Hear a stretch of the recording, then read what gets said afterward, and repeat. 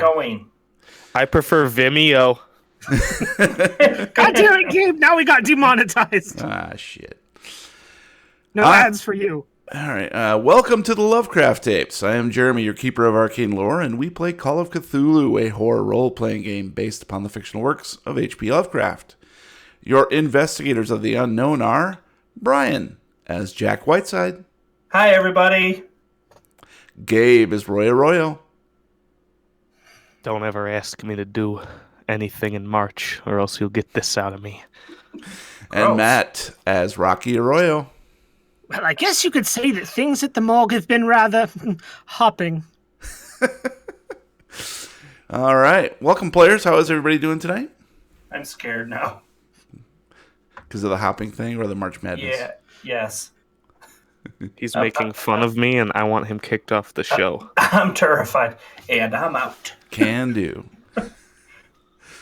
All right. Well, let's take a moment to thank our patrons for their support. Thank you.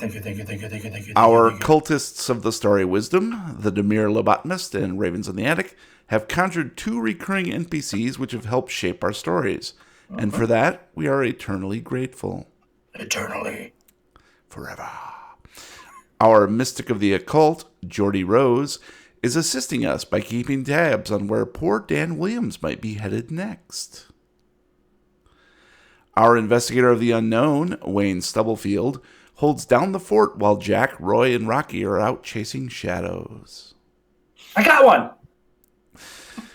Our professors at Miskatonic, and there's quite a few of them, Brittany Davis, Lobster Johnson, Olda Polkert, I know I couldn't get that one, Olda Polkert, Chris Parker, Frank Delventhal, Mitch L., Daniel Hissey, Eric Zane, David Winterman, Wouter Vermeyen, which is actually my favorite name, John Imre, Brownie Davis, Anthony Imes, and Eric Miles. All are being assigned their specialty departments for the new school year. Our students at Miskatonic, Eric Sederberg, Eric Phillips, Snow, Malambra 57, Milkamix, and Rolling Boxcars should proceed to registration immediately or risk losing their first choice classes. Remember, if you'd like to help our humble podcast keep producing quality content, please visit patreon.com/lovecrafttapes and check out the fabulous rewards starting at as little as $1 a month to become a student, all the way up to $500 to enter the Dreamlands, where you will decide the fate of one of these investigators. What? Yeah, baby. Finally, we would like to thank the tireless efforts of our favorite fan artist, Simon Gumble, who recently completed fantastical representations of Chapter 6 and 7. Check those out on our shop at teespring.com/stores/lovecrafttapes. You know you want them. Yes, Simon does great work, and we are, wow, I mean, he blew my mind with the Chapter 7 I know. piece of art. It keeps getting better and better and better. He's going to replace Matt soon. I'm hoping. Hoping. I have a sneaking suspicion that Simon Gumble actually has an English accent, so he could probably teach us a thing or two. Crikey. Well, before we begin, we need to take a quick commercial break. Yep. And we're back. Oh, my God. Bruh.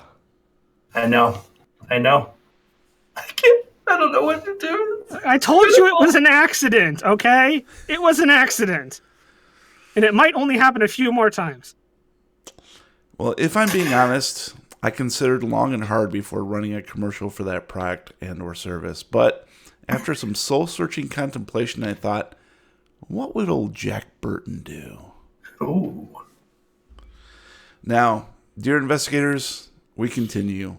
Chapter 8, TRYST. Hell House. Oh. My Life 2, Electric Boogaloo.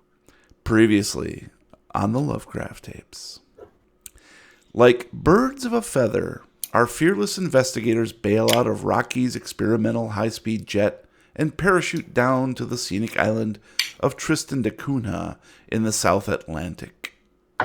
Local constable Sergeant Brother Howie Neal meets them in the field just west of the settlement of Edinburgh, a quaint village sequestered at the end of the world. He treats them to a lunch of taco fish and uncarbonated cokes at the burger joint before escorting them to St. Mary's Church, where 3 dead bodies await their examination. Each victim has expired in a unique and puzzling manner. Surely, the deaths cannot be mere coincidence. How might they be tied to Dan's coordinates? Only a more thorough investigation will reveal the necessary clues.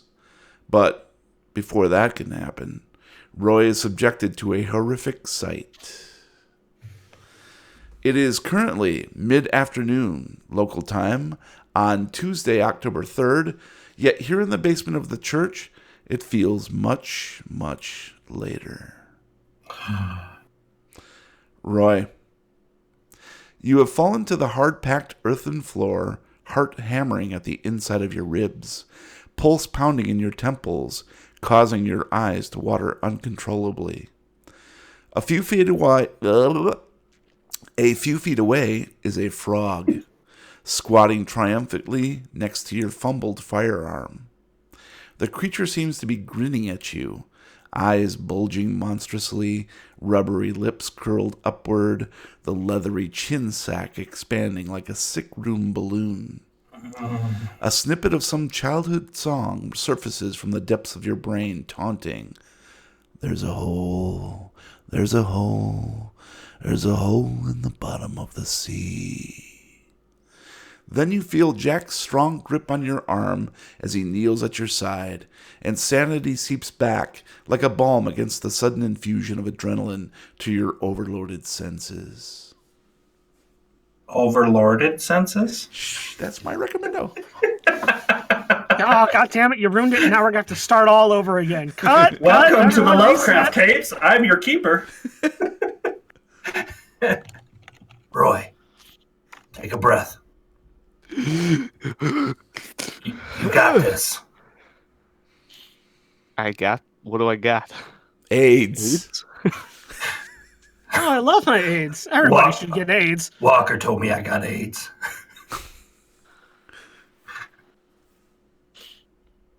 You don't get it, Jack. I get I'm it. the strongest guy I know. I know you But are. there's only one thing that really scares me other than Rocky's dumbass face.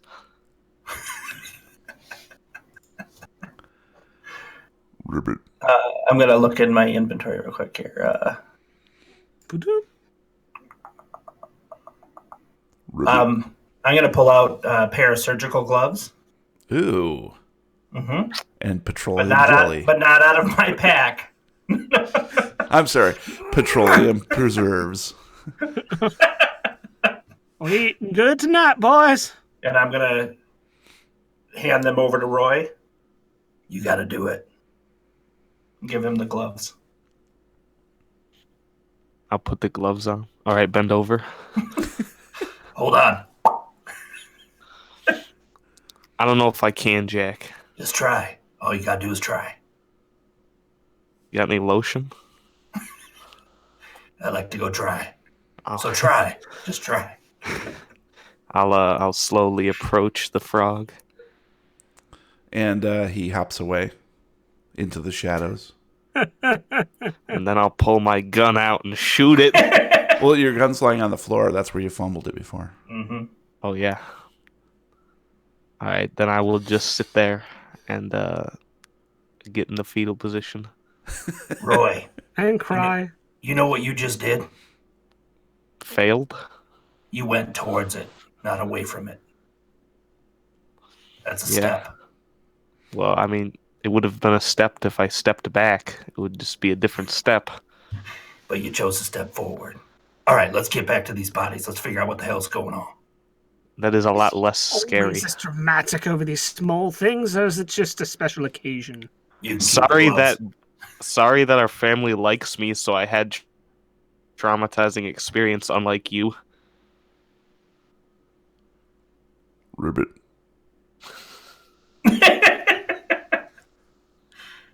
You ribbit, you brought it. Oh, Ribbed it for her pleasure.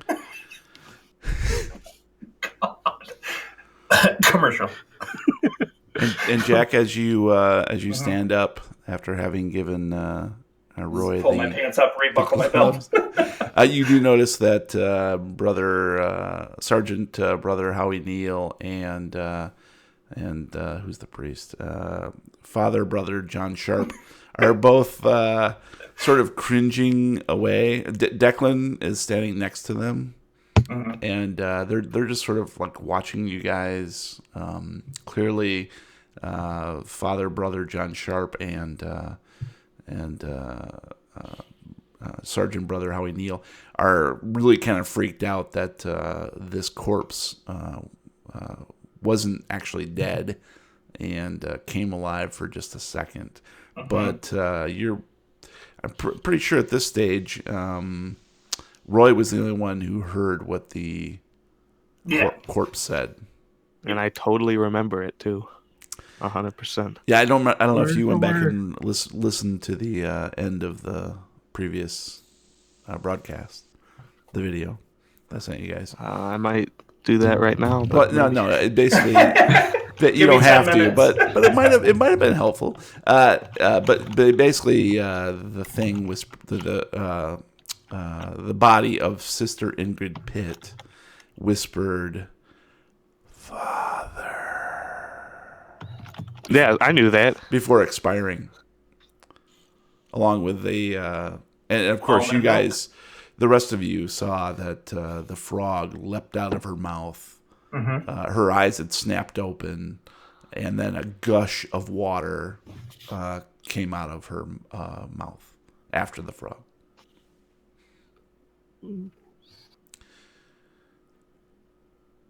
I'm going to turn back to Declan. Wait a second. Sample kit right now. I'm going to snap my fingers. And wordlessly, he presents it to you. I'm going to grab it out of his hands. I'm going to uncork the vial, take the Q-tip inside, swab the water that she spit out on the floor, and cork it back in the tube and hand it back to Declan. Okay. Why don't you give me a... Let's go ahead and say spot hidden. Oh. I needed a 60 and I rolled a 68. It's a fail. Would you like to let that stand? Hmm. I always have to ask that. Yeah. But you don't ask it every time. Only if it's close. I usually try. Yeah. Yeah. It's like 8 points. I have 80. What? I have 22, you mother... I have 25. I rolled really well. I rolled like 1 or 2 points under the maximum you can roll for luck when I was rolling him up. So, Ribbit. yeah, I'll spend the 8 points. So now I'm down to 72. All right. Yeah, And that puts your 78. spot hidden at exactly the point you need it. So Yep. go ahead. I guess, actually, I'm trying to remember if you spend luck, you don't get to check that box. Is that correct? That is correct. Yeah, it doesn't count. Or if I Doesn't get count the as- results. I think Because if it's you the push roll it, that has to be successful. Oh, Yeah. holy crap. I just noticed something. There's a when frog. when it updated the character sheets, it removed the check marks. Yeah, well, it technically didn't. we can go over that later. It's not important right now. So we'll do some retconning later. What you notice, Rocky, is that you're not getting any kind of salt component from the water. You detect nothing. So your guess would be that it is fresh water, not salt water. Listen, that's not water. That's odd. For a village surrounded by the ocean, it seems she's spitting up fresh water. And frogs. Yes, and frogs, but This is getting more and more peculiar. Oh, time for dinner. Why don't... Let's see. Well, okay. No, never mind. I'm good. Go ahead. I would like to step over from my body Yes, and I believe... that I got. Yeah, I I believe... had the first one. Did you have the first... You had Brother John? Yeah. That's right. The neck snaps. the neck snap Corpse bloated. Yeah. Yep, had yep. the evenly spaced circular marks, 3 to 4 Brother inches. Young apart John. from the neck. I'm going to step over to the charred corpse that the frog came out of. Uh-huh. and put my flashlight in my mouth Mm-hmm. and Deep throat. and slowly pry the jaw open, peering down into the oral cavity. Into the oral You cavity. said oral. Well, it does appear to be a normal mouth and throat. It is not burned. Okay, that's what I was wondering. Yep, the burning is only on the exterior of the body. Okay. And it's somewhat disconcerting because she was alive just moments ago. So Right. the mouth looks almost normal. There is some swelling at the back of the throat, probably due to the fact that the frog was crammed down there. Yep. This is it looks like maybe someone tried to drown her or gag her and then tried to burn her alive. And Don't kink shame her. ultimately succeeded. That's a rather odd combination. Go from trying to drown someone to trying to burn them alive. Well, as you can plainly see, none of these are accidents. Clearly. You're looking at it the wrong way, feller.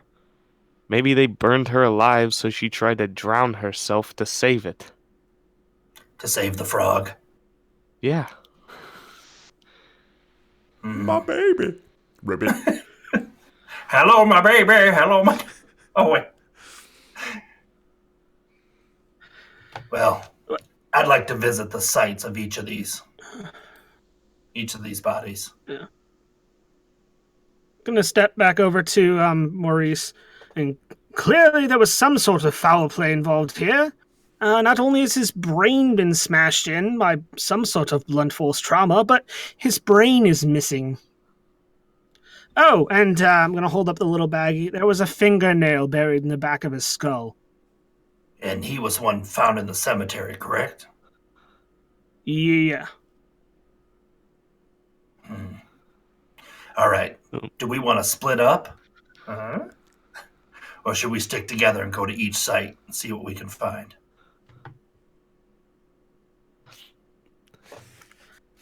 It might cover more ground if we each go check out our own respective bodies' resting place. I feel like you're just trying to make it so I have to deal with more frogs, but okay. Well, I don't All think frogs yours was found all near the any time. water is the problem. Yeah, because we're near water in that lady's mouth, but okay. Don't dive in. All right. Yeah, I think that'll work. I just have to remember where my body was found. Broken neck. Yes, we can quickly go over this. Brother Young John, the fishmonger, young boy. By number 1, the dock Yes, area? correct. He was found at Calshot Harbor. Yep. And the corpse is bloated from being in the water. Discovered by Brother Russ Waters, the harbor master. Oh. And so Harbor master named Waters. That's not suspicious. not at all. Brother Maury Aubris was the groundskeeper gravedigger, and was found at the cemetery. That's number 8. By Sister Myrtle Morrissey, who you spoke with earlier at the burger joint. And finally, Sister Ingrid Pitt was found, discovered by Brother Tony Roper, the postman, at number 7, which is the Thatched House Museum. Mm-hmm. Yay, more museums. I'm so gonna trip every alarm they have. They probably don't have there we alarms. They just use frogs as guards. Oh boy. And then Ben Stiller Battletoads shows is up. the scariest game ever made. Battletoads. Excuse me, do you have Battletoads? All right, well, I'm going to head out. I'm going to head over to the water area pier place. And I'm going to number 1. yeah. So let's try to accentuate the role playing slightly rather than the video game.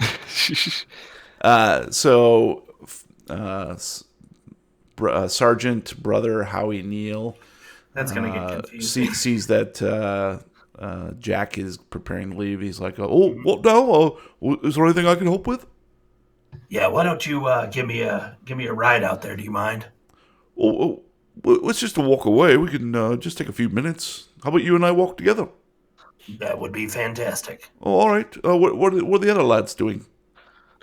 Me and my associate Declan here are about to head out to the cemetery to take a look at the location where they found Mr. Obrees.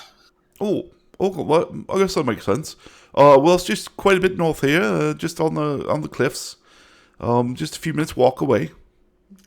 Thank you very much. Come, Declan, we have work to do, and I'm going to walk out. Before I leave, I'm gonna go up to Roy. You good? Yeah, I'm good. All right. I'm just, Let me know what you find. all alone. Gotta go all by myself. You should go get that lady that makes the best taco myself. fish. Oh, is that gentleman heading to the Thatched House Museum? Yeah, I believe so. Yep. Well, you might want to talk to Brother Tony Roper, the postman. He's just over towards number 5 there. Tony the Albatross Romo's Bar. A postman? What's that? Tony Romo's a postman here? Tony Roper.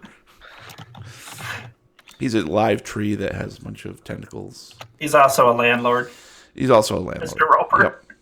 Nobody gets that. So yeah, you can find him if you need to talk to him down at the Albatross Bar. Is usually done about now. He's made his rounds and he's having a spot of lunch and then he likes to have a couple beers. So you haven't spotted Dick. If it's at a bar, I will definitely go. Well, Beers. it's just around the corner, so that's why I mentioned it. Try not to shoot the phone out of the bartender's hand this time. Try not to stalk me, idiot who already left the room. All right, so let's start with Jack since he initiated this. So, Sergeant Brother Howie Neal escorts you, making small talk towards the harbor. Oh, so how'd you get into this business?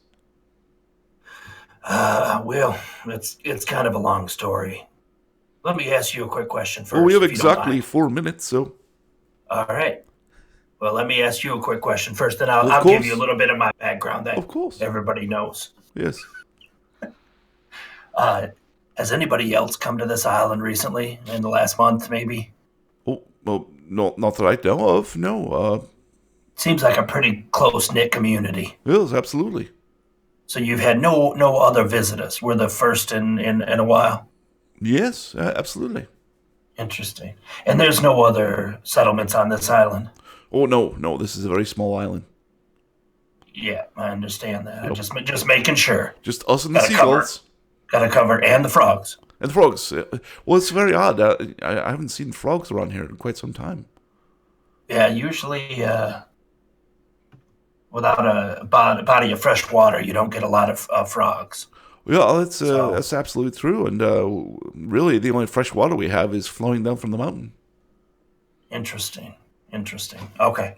So do you don't have any bodies of water, small lakes or anything like that, a pond? Well, sure. There's Queen Mary's Lake up on the peak. Okay.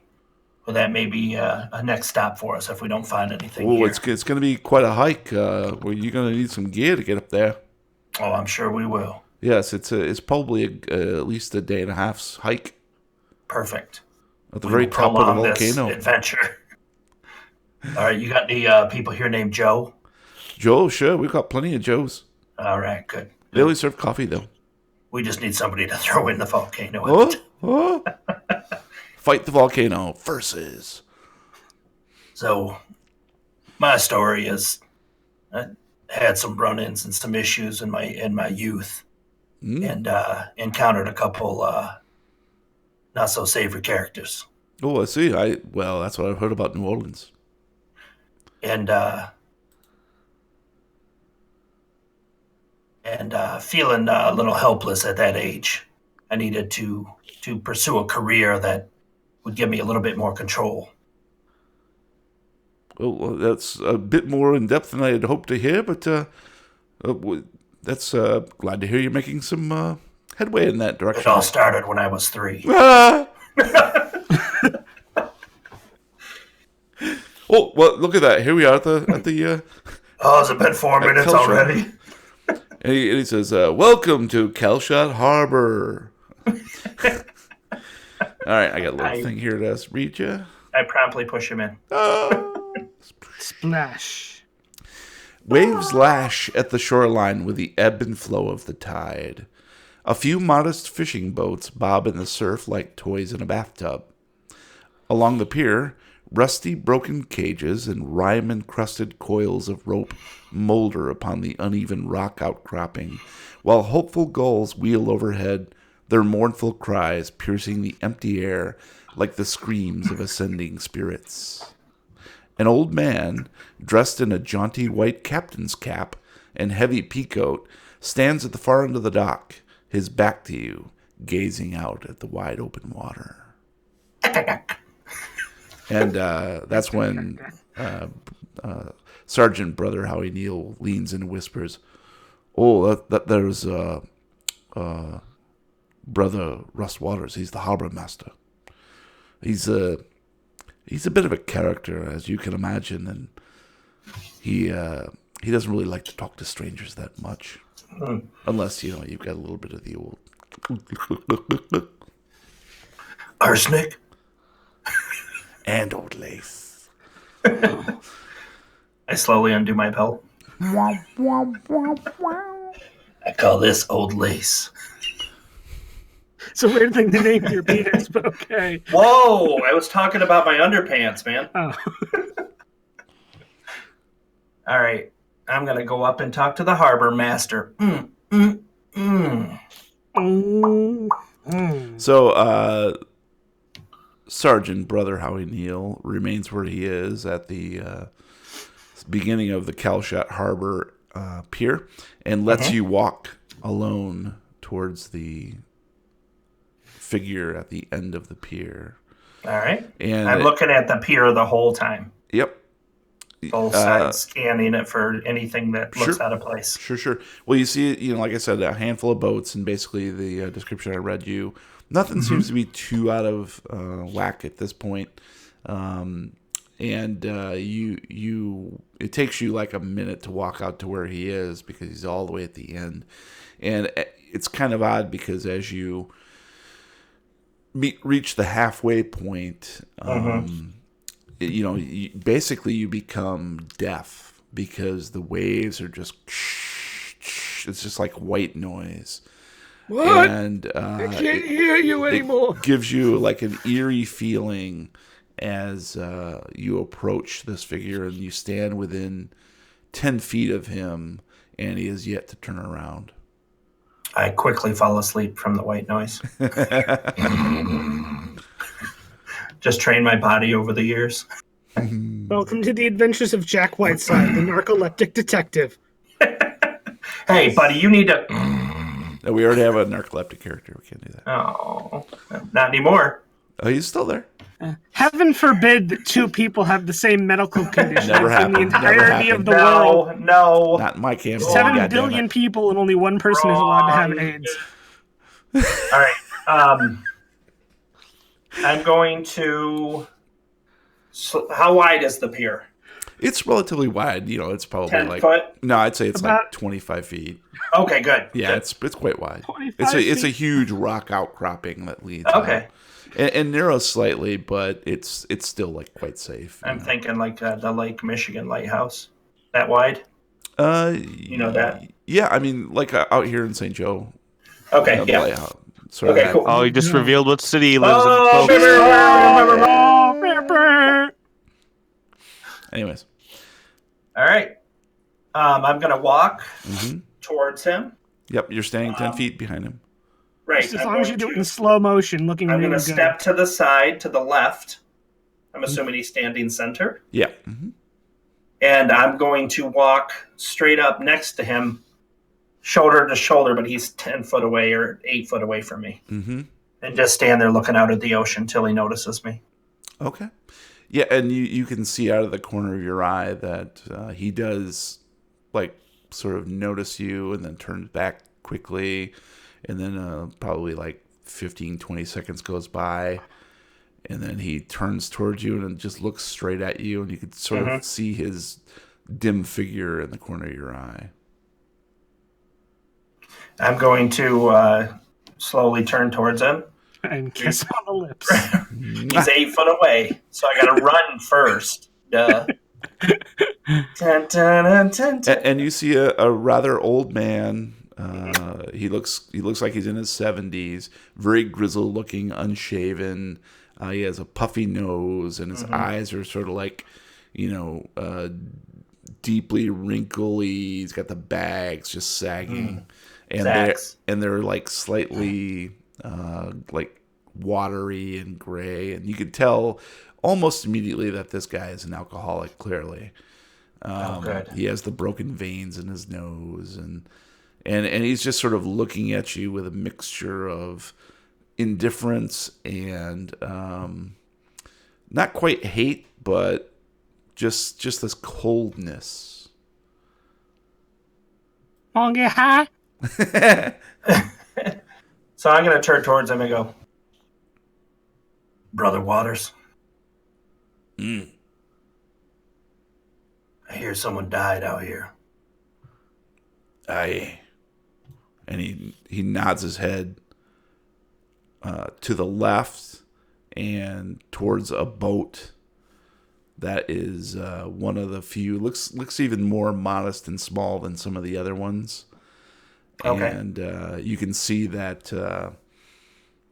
there are some like decals on the side of it that say Brother John. Okay. Named his boat after himself. I see how it is. I'm going to nod at Waters and go towards the boat. And he's watching you. And as you walk a couple steps away, he's like, "Hey." B. I turn around. "What do you want?" I was brought here to investigate. "And you are?" I pull out my ID, walk up and smash it in his face. And he steps a couple feet closer and squints at the piece of paper in your hand. The laminated piece of paper from a different country. Right. And he says, "You're here to help then. Best I can. Well, good luck to you." I appreciate that. Is there anything I can do for you? And he, never breaking contact with your eyes, sort of rubs his finger underneath his nose, rubs his chin. You need a razor and some picks? Does a real hard swallow, and licks his lips. I'll visit you later. I'll take care of you. I'm going to turn and go to the boat. And he follows right behind you. Whoa. Well, you did say you were going to take care of him. So And can you tell? Oh, okay. Oh, sorry. So he follows you as you approach the boat. There's no like dock or landing or anything like that. You would have to get on the boat itself. You would have to sort of make a Climb leap down. Make a leap from the pier onto the deck, and of course everything's sort of bobbing up and down. Right. Up and down. How far down is it though? Is it low tide or high tide? It's medium tide. Okay, so it's about 6 inches. 5 foot down, maybe. No, it's actually pretty on par with because it is secured by ropes, obviously. Okay. And so it's not too far down. It would be a pretty easy. You could do that with advantage and jump, unless you do see there are some poles nearby that if someone were to steady the boat, you would have an easier time. All right. Hopping on. And of course, you're not exactly. I don't think you have much in the way of boat skills. No. Nope. Right. So you are feeling a bit like a fish out of water here. Mm-hmm. And I'm ready to role play. And actually, you've had some recent bad experiences on boats, haven't you? No, my boats are great. I think on the SS Blueberry, you No, experienced there was nothing at some all. rather frightening details. So, no mines or anything happened. so you suddenly you are feeling a bit shakier than usual. All right, I'm going to turn to him. Turn to Waters. And he has this sort of knowing look on his face, and you hear him whisper, "Landlubber," underneath his breath, and he smiles slightly. You called it. Can I get some help? Yeah, I get some help, and I guess I can give you some help. You've got my word. I'll bring you something. Zip. What's your favorite? And he rubs his lips again. He's like, "Some whiskey to help steady my hands to help you aboard." I have to walk 4 minutes back. I don't have anything on me at all. Well, keep in mind too. Anyways, do you remember the mechanic of luck? No. So I know I have very little of it. Yeah. So luck is like, you can say, "Boy, don't I have that flask on me someplace?" Yeah. And I'd say, I don't. "Roll for luck." Yeah, and I won't. So I'm just repeating that for the rest of the guys too, just in case they get. So you can always sort of, in the interest of role playing and making up the story, as long as it's not too out of the norm, right? You can, okay, I got it. Yeah. Isn't that Dan just standing right over there? Roll for luck. Roll for luck. That's it. We're done. Yay, we found him. Did it, guys. Thanks for joining us, guys. We are no longer going We did it. casts. Yay. Just remember, Brian, All right. Michael Scott said that Wayne Gretzky said that you miss 100% of the shots you don't take. That's true. All right, fair enough. I'll be back. And I'm going to walk to town. All right, so you get to the end of the pier, and Sergeant Brother Howie Neal looks up and says, "Oh, did he hit you up?" Oh, yeah, he did. It's pay to play. Well, I was hoping it wasn't that time of day, but I suppose you need this. And he hands out a little bit of a flask. You save the day, my friend. Roll for luck. I know my people. I'll be right back. Don't ever say that. We'll be right back after And then these I'm going messages from our to sponsors. walk back down the pier. And When I get close to him, I'm going to shove his ass into the water and then drink the flask.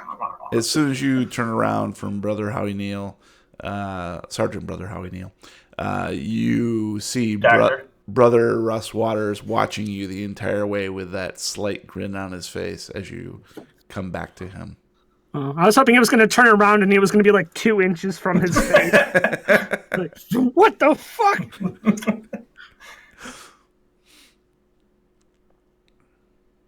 Sorry, I'm just watching Roy over there having a great Kind time. of sick.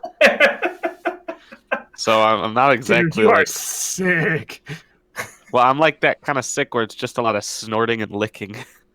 All right. Yeah. I call known that as Saturday. syndrome. My dog has that same problem with peanut butter. I have 2 dogs. Oh. Twice the peanut butter. So I'm gonna put the flask towards him, but I'm not gonna release my grip. And he reaches out.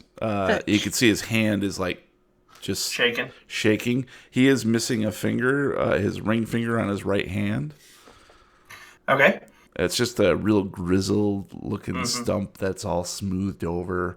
Even though the rest of his hand is complete callus, that particular nub is very smooth. Oh, you know what he does with that? Vaselines it up, baby.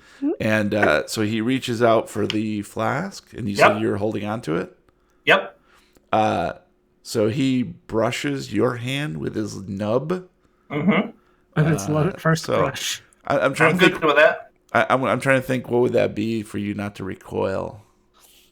What kind of roll can we give you? My plan was to Roll pull for it back sanity? and ask a question, but I if we know. want to do this, I know. I will He roll drops the for flask. He Dexterity. doesn't have enough fingers. credit rating. Roll for accounting. Firearms. Locksmith. Ride. Operate heavy machinery. Intimidate, maybe? 'Cause No, that's that'd be kind of on what his. That'd be definitely on his side. part. Oh, so Yeah. it's about me. Sanity. Cthulhu mythos. Actually, I was thinking like maybe Psychoanalysis. I wouldn't be shocked You by know a what? nub. How about something like Dex? How about a nice Dex roll? That Psychoanalysis. seems pretty good. Psycho killer.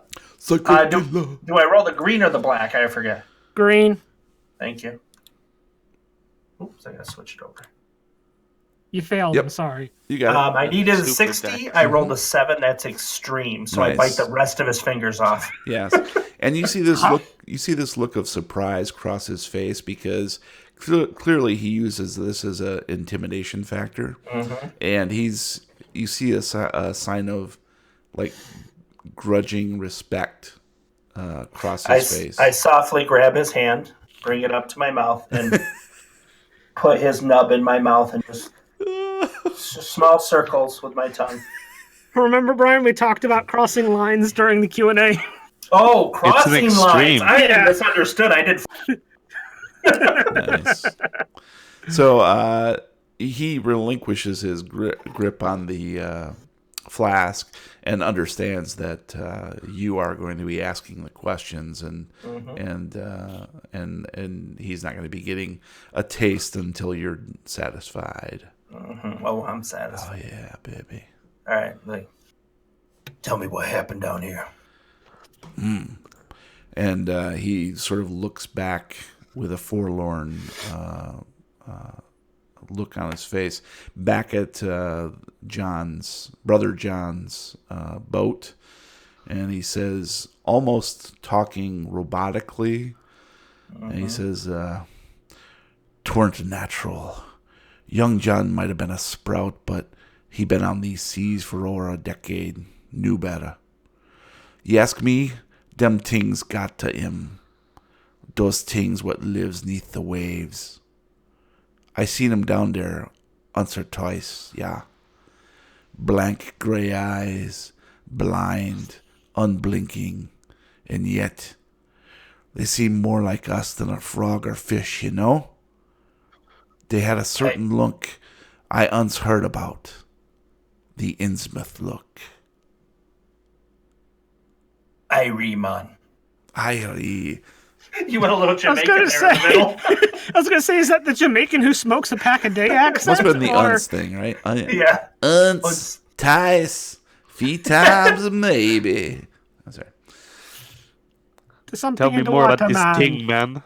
And, Get down and, to the water, man. and he turns back towards you with sort of a haunted, painful look, and you can see that just the memory of that and the telling of the tale of young John, it has hurt him in a way, sort of deeply, and that's probably why he needs the booze. When do you see him? When do they come out? Oh, I only seen him once or twice, Irie. but I think. I did. Irie, man. Irie, man.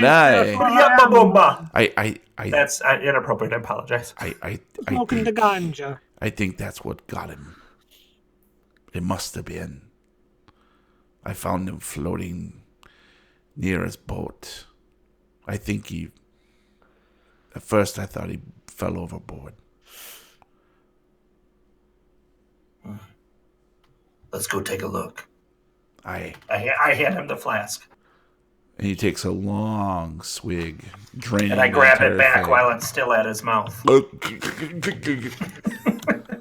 So he doesn't have too much. I don't want him to pass out on the end of the boat. Bonk. And he sort of hunches his shoulders and thrusts his hands into the peacoat jacket pockets and accompanies you back to the boat. Would you like a Werther's? How are there? Outriders. And so let's go ahead and switch the scene there. We'll come back Oh, to you. come I on. want Right to give at the these guys beginning. some fair time. We'll go We're back and just forth a about to little bit. trust the Gorton's fishermen. Holy crap, it's 10 o'clock. Yeah, exactly. Okay. I want to fly back and forth. I We'll finish this, apologize. though. Yeah, Yep. no, it's fine. All right, so let's move along to Rocky, who was headed toward the cemetery. Correct? And Yep. so you are accompanied by Declan, is that correct? Yep. And only Declan. So the two of you silently move northward through the town of Edinburgh. It's just really a couple blocks before you can see that the vista opens up into what is a sort of overgrown field that leads towards the shoreline, and sort of the land sort of dips up slightly, so it becomes sort of a cliff, a very small cliff, not like something that would be too perilous, but that's what you see as you approach. And I've got a little descriptor here for you. And this is location number 8 on the map there. On a small cliff overlooking the ocean, the cemetery is a functional affair, simply row upon row of grave markers.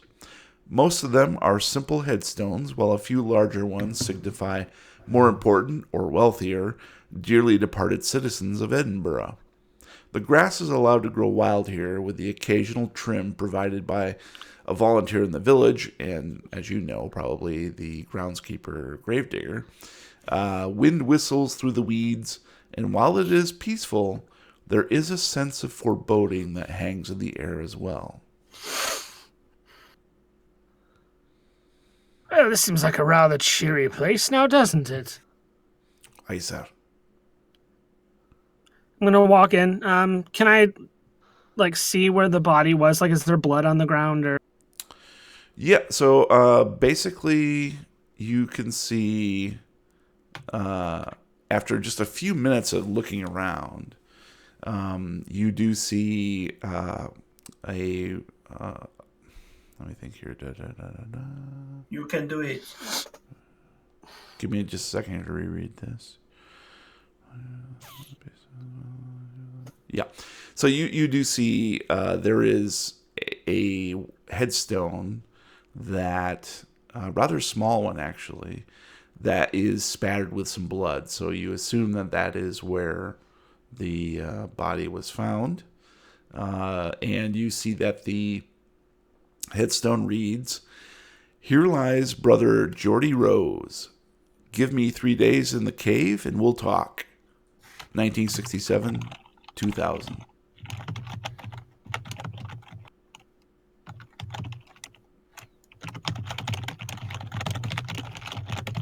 No, it's a podcast, Matt.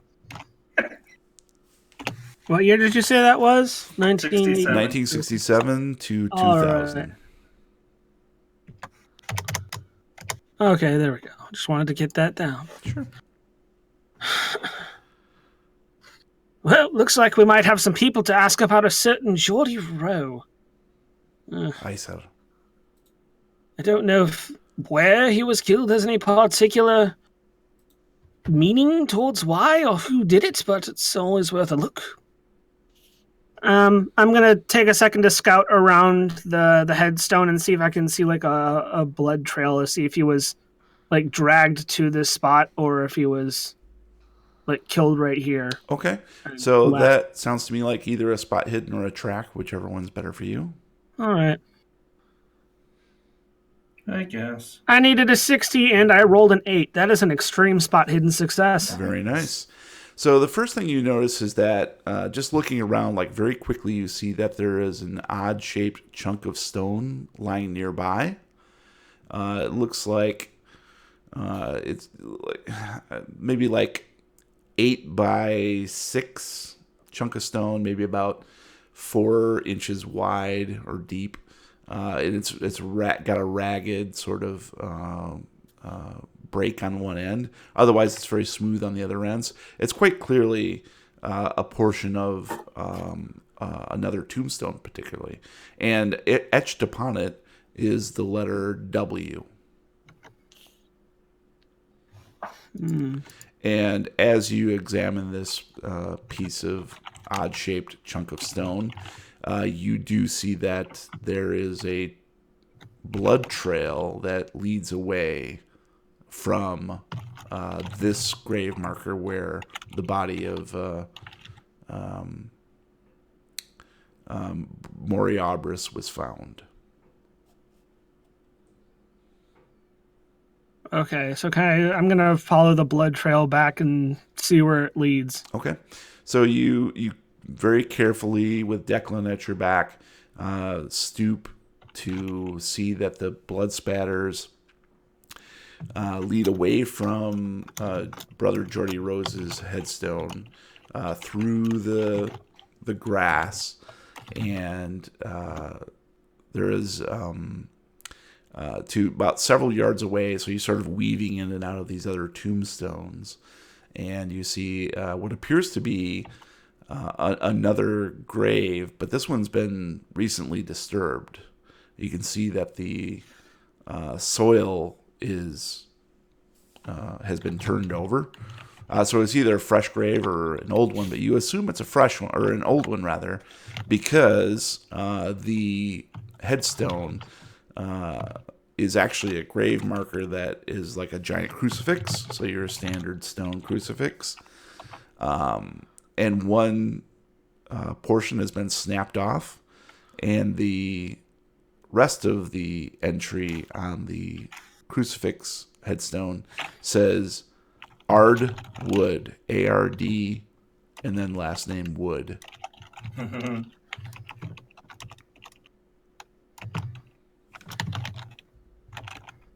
All right. So, assuming that our odd-shaped chunk of stone from the other gravesite belongs to this one here, that means it would belong to Mr. Wardwood? Aye, sir. All right. Remind me to ask Sergeant Brother Howie Neal if he knows anybody named Wardwood and if he's died recently. Aye. Knows. Does the trail lead anywhere else, or is that like the end? No, it leads and ends directly in the center of this patch of disturbed earth. So it appears that whoever ended the life of poor Maury Olbris might have caught him by surprise while he was dealing with the grave of Mr. Wardwood here. Somehow got a chunk of the gravestone to bash him in the back of the head with, dragged him off to that other tombstone for Geordie Rowe, and then taken his brain? It's very odd, sir. Yes, odd indeed. I wonder what a town like this would have, or more or less a person in a town like this would have for a deceased human brain.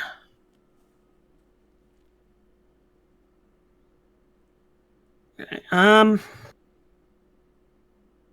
Declan, make sure you take note of what we found here. Aye. I want to make sure we don't get anything wrong. This might be important. Yes, sir. All right, and I'm going to pull out my phone and I'm going to take a picture of the gravesite for Geordie Rowe. Geordie Rose, by the way. Rose. Oh. Okay.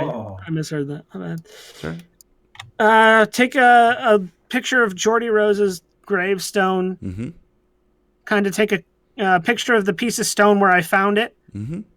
And then take some pictures of the trail leading back to the Wardwood crucifix, and then take a picture of that gravesite and the headstone. Got it. So I have just some photographic evidence of what things were in case anything changes or someone tries to cover something up that they need to. Can I actually, now that I think about covering things up, are there any blood, like fingerprints on the piece of rock? Maybe they got some blood on their fingers. I want to, Yeah, I guess, take another look at that. Sure. As you examine the chunk of stone, there are, with your extreme success, you do see what appear to be some faint, actually pretty prominent on the back of it. You can quite clearly make out that this was the murder weapon, and whoever used it had a nice firm grip on it. And because you did roll extreme, I will go so far to say that the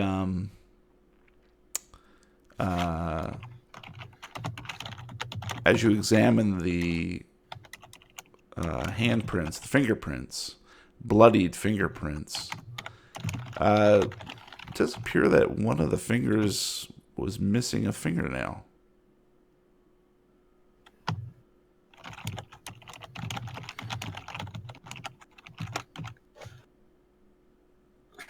Interesting.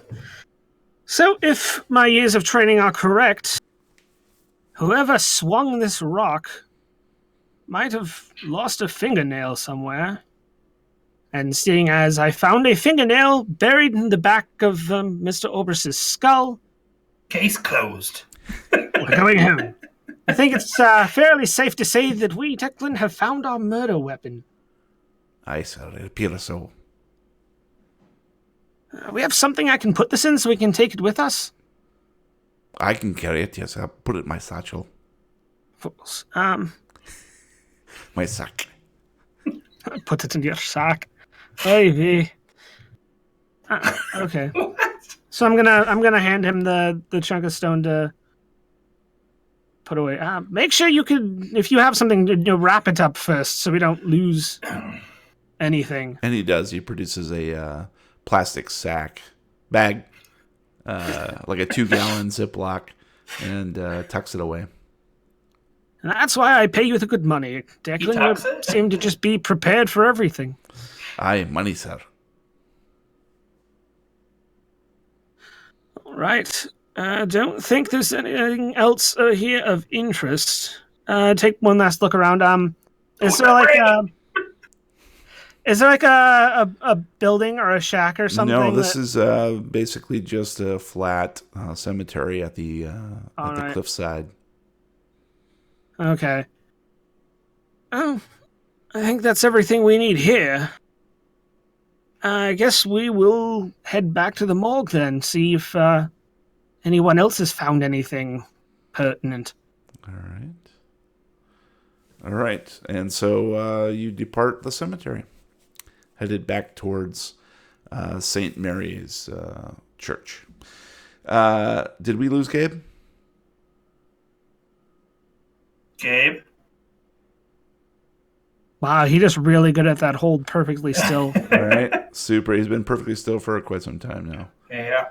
He's practicing the art of staying so still he becomes invisible. Right. I'm not. Oh shit! Where'd he go? He's still on. He's still on roll 20. Let's see. See if we can rouse him by chat.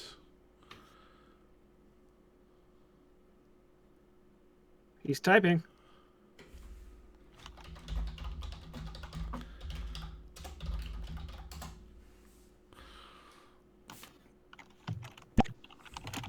I heard a little something there. I heard something. Yep. And now he departed, and now he's back. Stop watching basketball.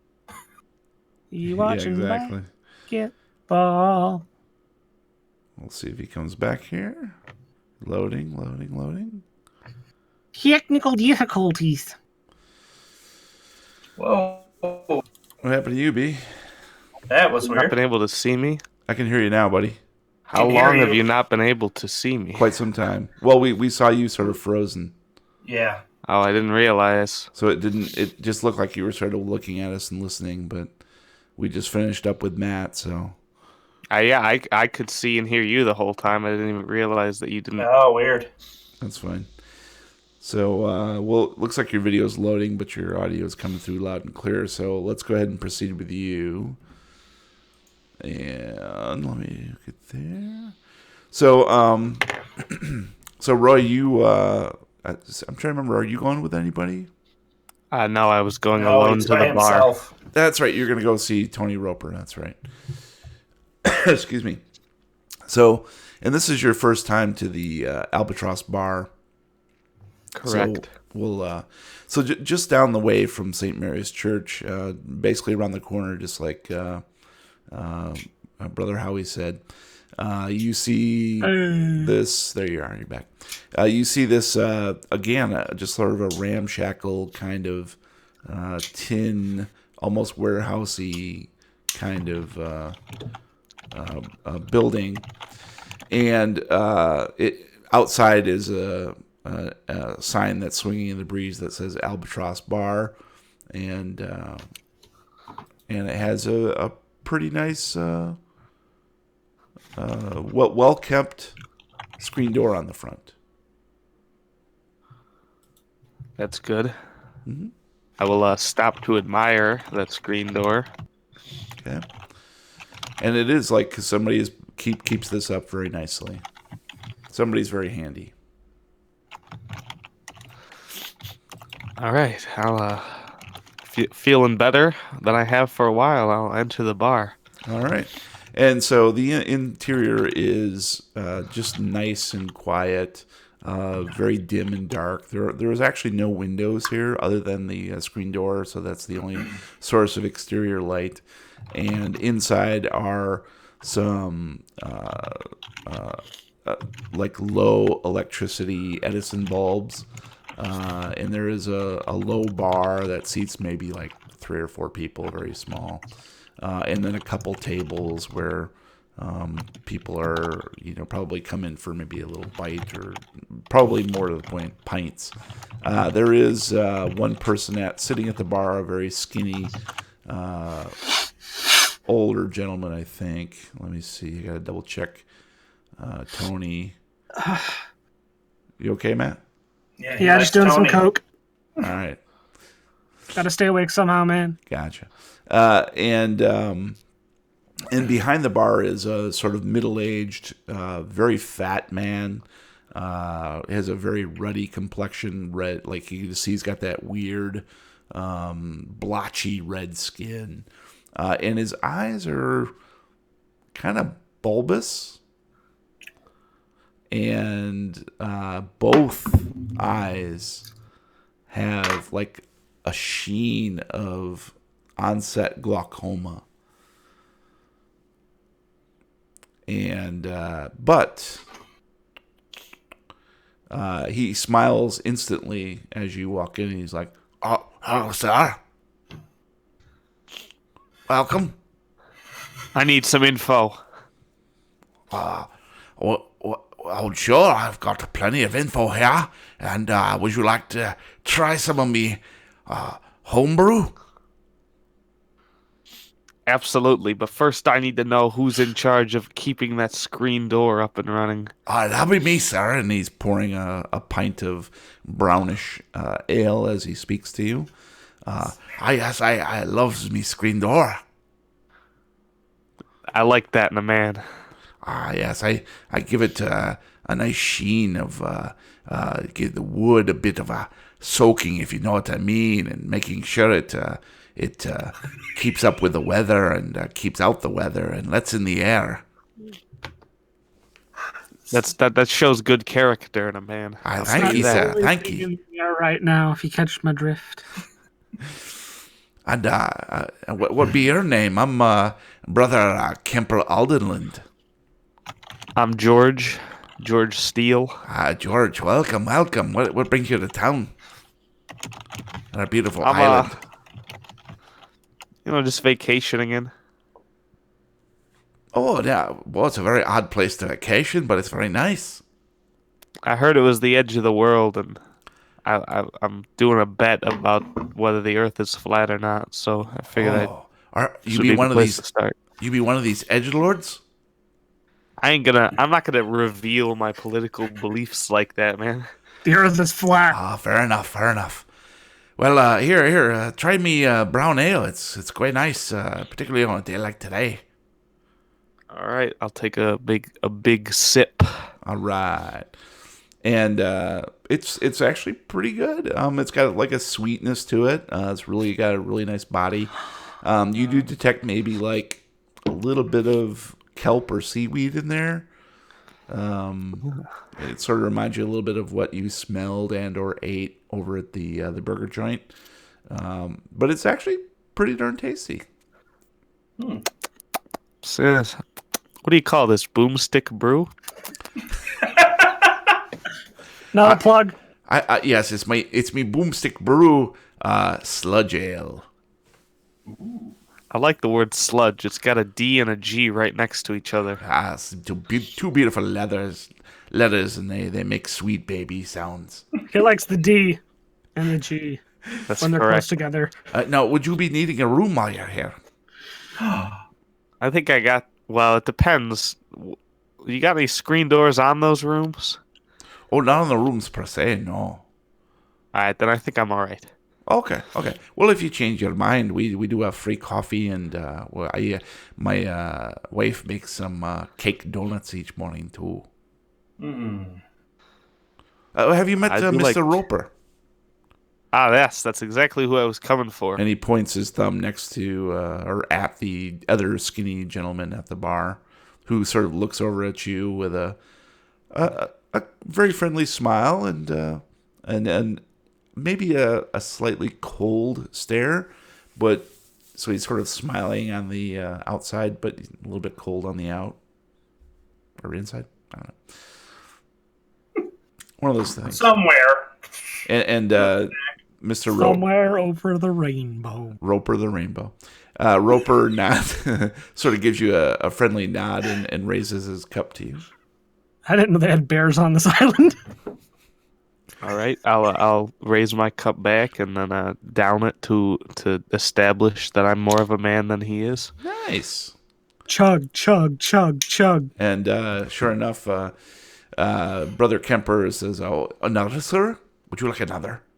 Of course, I want another. Nice. There's a man. There's a good man. And he goes back to pouring it. And Tony Roper sort of gives you an appraising glance and says, "Oh, so vacation guy."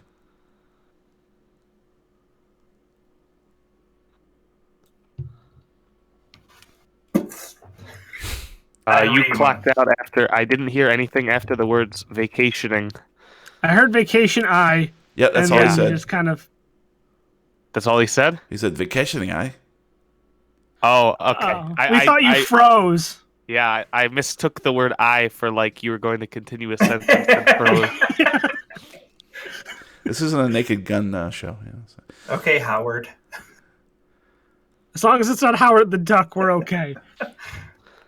Yeah, I like to go to some cool places just so I can have some stories to tell the fellows back home.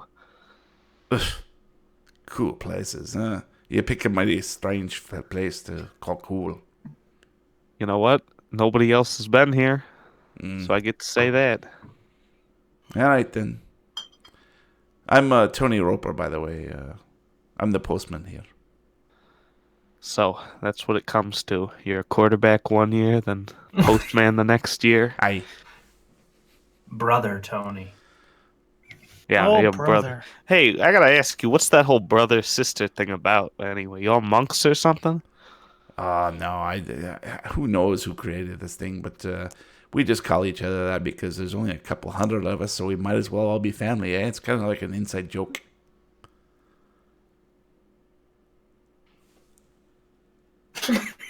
Yep. You cut out on mine. Yeah, mine Yeah. too. What? How far did I get? We We only just call call us each that other. because a couple. We just call each other that because there's only a couple hundred of us, and we're just about like family. So might as I well get be that, brother but- sister, right? Isn't that a bit weird when you're trying to, hook up, etc.? Well, we get the occasional infusion from the mainland, if you know what I'm saying. Whoa! I like that. If word leaked out, a lot of those bro cis people might be coming over here. Process. Cystic. Cystic fibrosis. Yeah. Yes, well, I'll let you get that down to your other pint there. I assume he said pint, so. Yes, pint. All right, well, I'll raise the glass and cheers to you. Then I'll down it faster than he can yet again. All right. Roll for chugging. Roll for chugging. Anything about murders? I'm trying to build here, guy. No, Roy is just going to get smashed, to- and that's I going to have be the to end of the episode. Trust. Woo! I don't think you realize that I'm trying to create a Skyrim last night quest scenario. There you Oh, go. God. You're doing the video game thing again. Doesn't work. I'll see what you've done. So Tony Roper, the postman who you came to question, is getting ready to leave. What a coward. Coward. I'll get up with him and start walking. And he turns after a couple feet and realizes you're right behind him. Is there anything I can help you with, sir? Yeah, I got some questions now that I've worked to roleplay to establish trust despite the fact that nobody cared. And he trades some confused glances with the barkeep. Questions about what? So I know you were at the site of sister's murder or death unexpectedly, where she was burnt and or drowned and or both. You're not here for vacation, are you? Well, sometimes I gotta bring my work on vacations. All right. Let me guess. Brother Howie told you I'd be here. Yeah, Uh, that's exactly it, actually. yeah, he can't keep his mouth shut for the life of him. I'm just trying to help, and anything that you can do can help me help this community. All right. What would you like to know? So, you found the body? Yes, Sister Ingrid. I found her all crunchy like, just a couple of yards to the east of the museum. Thought it was some kind of runoff, from the lava fields or a piece of volcano I hadn't noticed before. Only when it gets closer, it's clearly a person. A female person. You got any ideas or theories about who might have or what might have done this to her? I don't know, but when I saw her, I thought straight away she looked just like Ingrid. And Howie says the same, so... he says spontaneous combustion? No, there hasn't been documented cases of that in like 7 or 8 months. There's no way for that. Yes, I thought it was very suspicious too. So Howie's throwing out pretty wild ideas. That's He's not the most brightest bowling ball in the sharp drawer. So how about you and I heads over there and you kind of map out and explain a little more detail to me? Yeah, sure, I can do that, no problem. Yeah, let's head on over. Just a few Alright, cool. few yards away, so.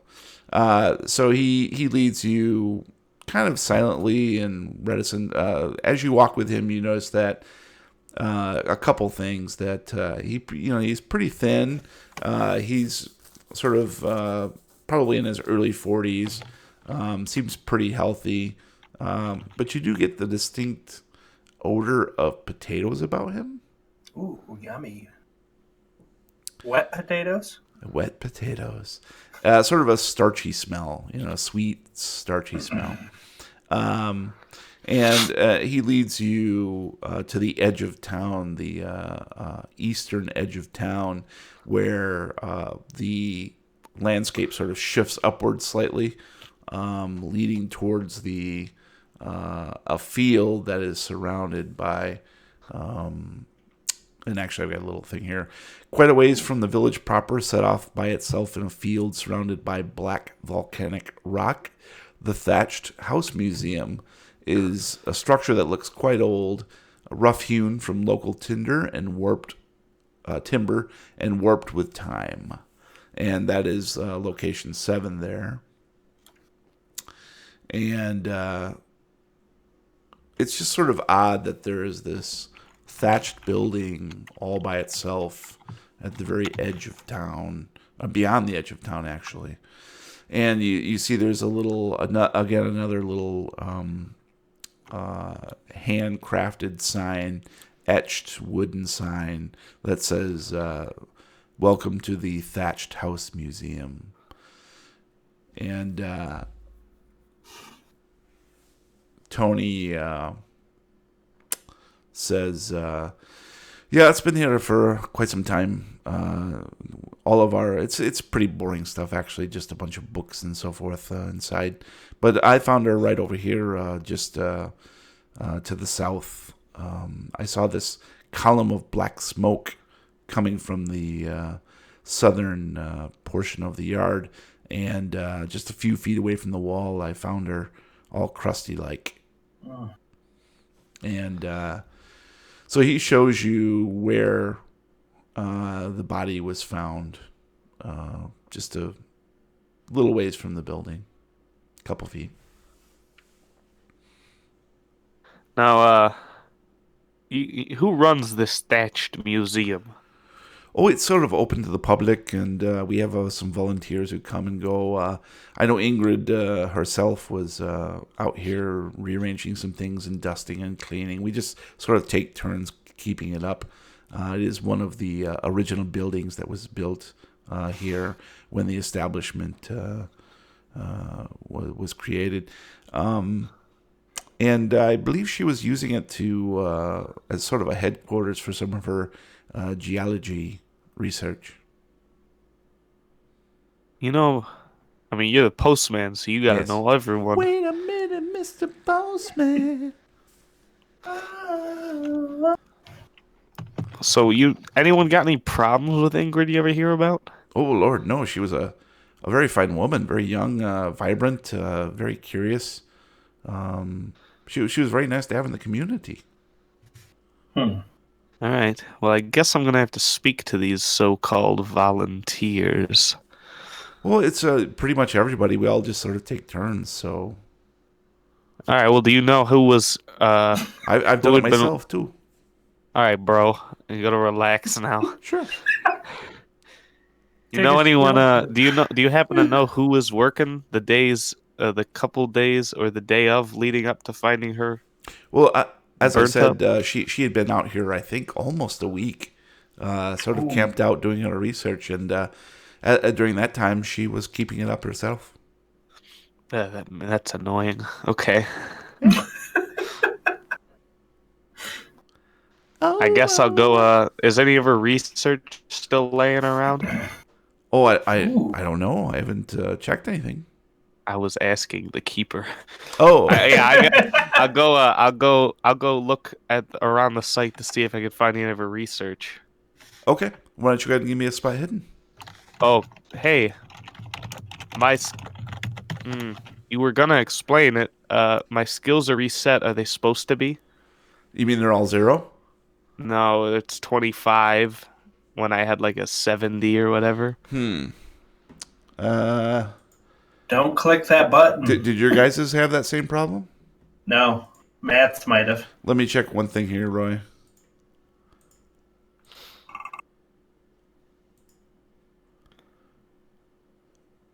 Yeah, your spot. I also have like 5 for read and write language, 3 for read and write language now.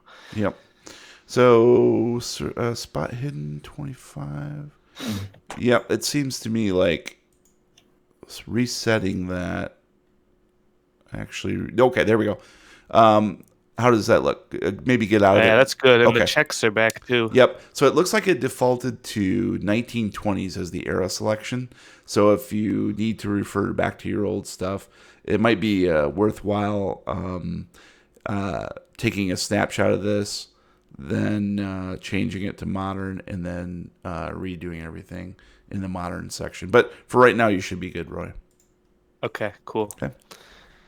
All right, so spot hidden. I need a 70. I got a 33. That's a hard success. All right. So you do, as you look around the site where her body was found, and as Brother Tony Roper is watching you and sort of, just very curiously keeping his distance, you notice a couple things.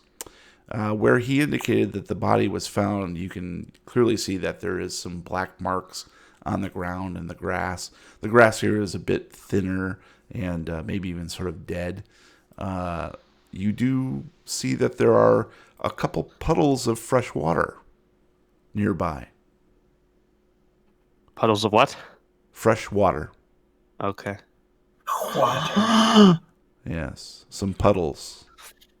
Of water. Poodles. And you also notice scratched on the exterior wall of the museum is what appears to be a letter scratched with black stone. And it looks to you like the letter D.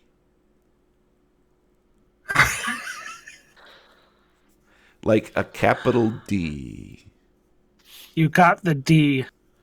And Guaranteed. as soon as you spot this, you start to feel a little nauseous. Ooh. And we're going to switch back to Jack real quick. Oh my. So, Jack, you're on the pier, and the harbor master grabs a pole and steadies the one of those long poles with a hook on the end of it, and steadies the boat, the very small fishing boat, so that you can climb aboard. Nice. And I give him a nod, and I step down onto the boat. okay, all right, you're there, and you can see that.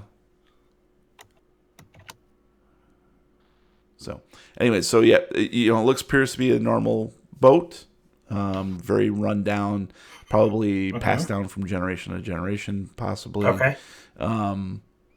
And so that's what you see. Okay. I'm going to start at the back of the boat and run my hand along the outer edge of the boat, way up both sides. Okay. I'm going to be feeling for any irregularities. Got it. Okay. In the side of the boat. Understood. Go ahead and give me a spot hidden then. All right. I needed a 77. I rolled a 40. Okay. Success. So yeah, you're running your hand along the exterior of the boat, and you see on the I guess starboard side, that'd be the right side, right? Towards the rear, there is a rail that when you brush up against it, it pops out of its mooring. So it clearly was broken at some point. Okay. And to you, this sort of corresponds to what the harbor master said, that he suspected that the boy had fallen overboard. Okay. And as you move your hand along towards the aft of the boat, which is the rear, beyond, just slightly beyond where the broken rail is, you feel these sort of grooves on the side of the boat, just above the water line. Okay.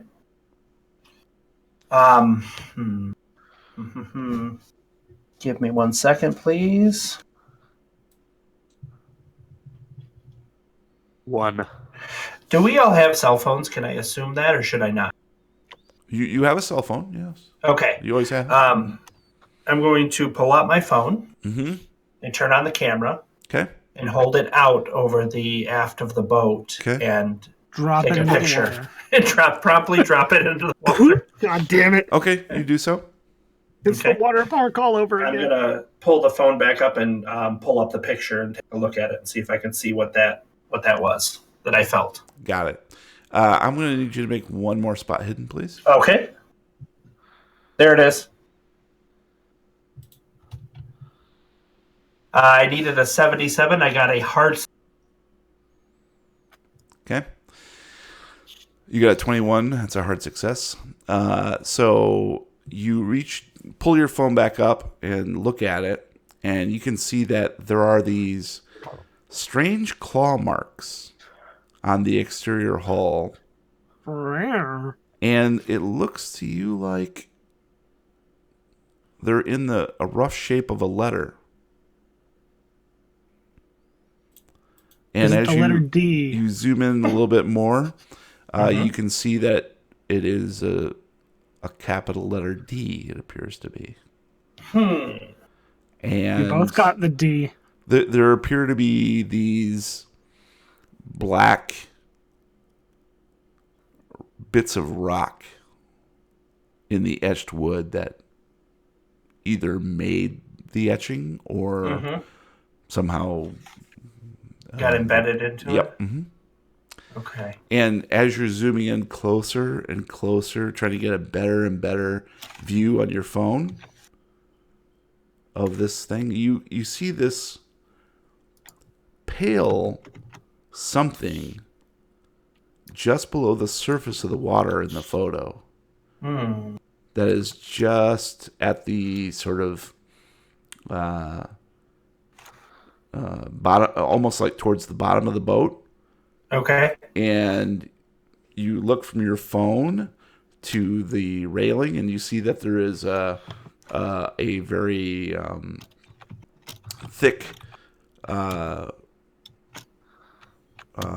rope that you hadn't noticed before that is leading down into the water. Okay.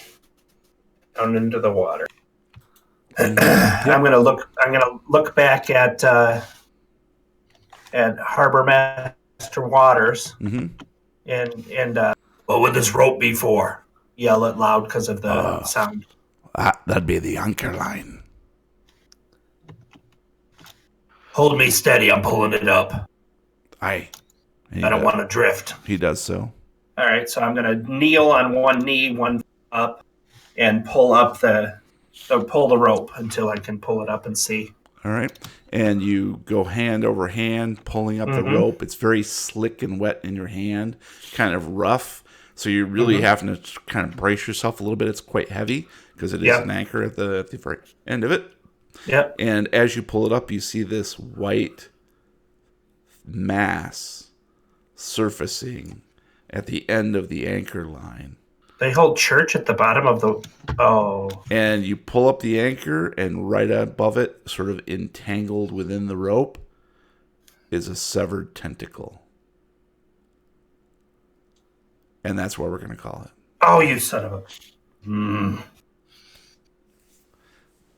All right. What are we going to call it? We got one tickle down. We got 9 more to go, boys. That's right. So, what do we Look at think, all these guys? Ds. What are your thoughts about the investigation so far? What are your theories about what's going on? I'm very excited and hoping, and I'm not going to say anything because I want it to come true. There's something in the water. Ones. Liquid. What? What? Oh, she beat me to it. Oh, saviors of the universe. Nice. It's weird that we're actually doing investigative stuff now. It's nice, isn't Right? it? I structured it that way, so I really like it. I really like it. a little more investigative. All right. Tune in next time for Chapter 8, TRYST. And now it's time for some recommendos. So please roll me a D100. A D100? The 100. D100. I got to get to it. To the momentum. Oh, Gabe cheated. Cheater, Gabe. I rolled a 67. Fine, I'll not cheat. Rolling D100. Fine, if I have to not cheat. I like the Rolled a dice roll 28. buttons on the Nice. character sheet. That's So really I think, nice. what do we go? We go high to low? Is that it? Yep. All right. So, Brian, you're going first, then me, then Matt, then Gabe. Okay, my recommendo is probably an obvious one to most people due to this released only a week ago, is Captain Marvel. It is probably one of my top 3 favorite Marvel movies. I was fortunate enough to be able to see it with my daughter, who's 11, and Matt, of course, who's not 11. Oh, But I'm 11 and a half. Just in this day and age with everything that's happening in our country, it's nice to see a positive message sent to a girl that's growing up not sure where she's going to fit in or how she should fit in. So despite all that extra stuff and the heavy stuff, the action was great. The origin story was awesome. I love the characters that were included that have been there all along, but now are rejuvenated. Trying to be a little sly in case people haven't seen it, but really, really, really good movie. Great coverage and a great setup for Endgame. So, pretty powerful to see that with my daughter and to say goodbye to Stan Lee. I think for me, yep, that was pretty damn cool what they did for him. So, highly recommend Captain Marvel if you haven't seen it already. By the time most people should have seen it, but check it out. Very good movie. Cool. Yeah, we rather enjoyed it too, and the Stanley stuff was very touching. And I love the fact that they did. Well, I don't want to ruin it for anybody, so Go see it. Go see it. It's very great. We'll talk after. All right. My recommendo for tonight is the 2018 movie Piercing, directed by Nicholas Pesce. Nicholas Fish. Pesce, starring Christopher Abbott, Mia Wasikowska, sorry, I got that right, and a bunch of other people, but basically those are the only two who participate in this movie. It is about a gentleman who is a family man with a brand new baby and wife, and he has a bit of a problem. He is a serial killer. At least in the offing, in the budding, he's never actually killed anybody.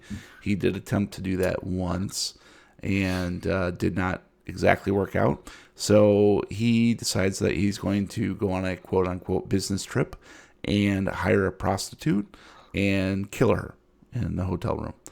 And the prostitute that he hires is Mia Wasikowska. And unfortunately for him, or fortunately, depending on how you want to interpret it, things don't go quite according to plan, even though he is very meticulous about the way he's going to be doing this. The events subvert his expectations and ours as well. This is a fun movie. I laughed my ass off, even though it is very dark and in some aspects bloody, gory.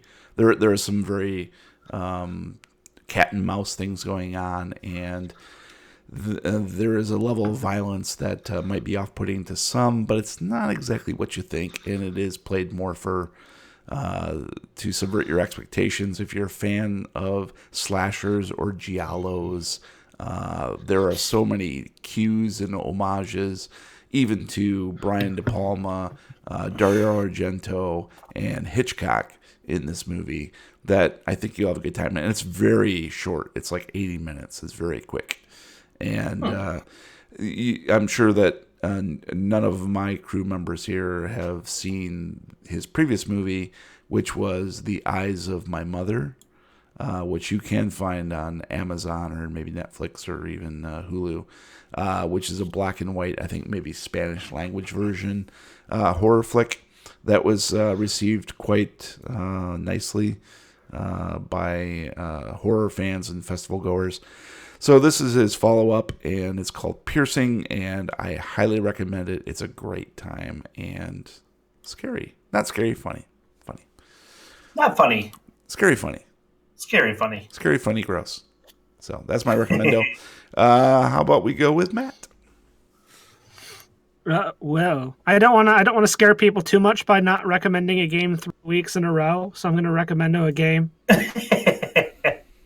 The Division 2. Yeah. Which is a sequel to Ubisoft's game Tom Clancy's The Division. Although most people just call it The Division.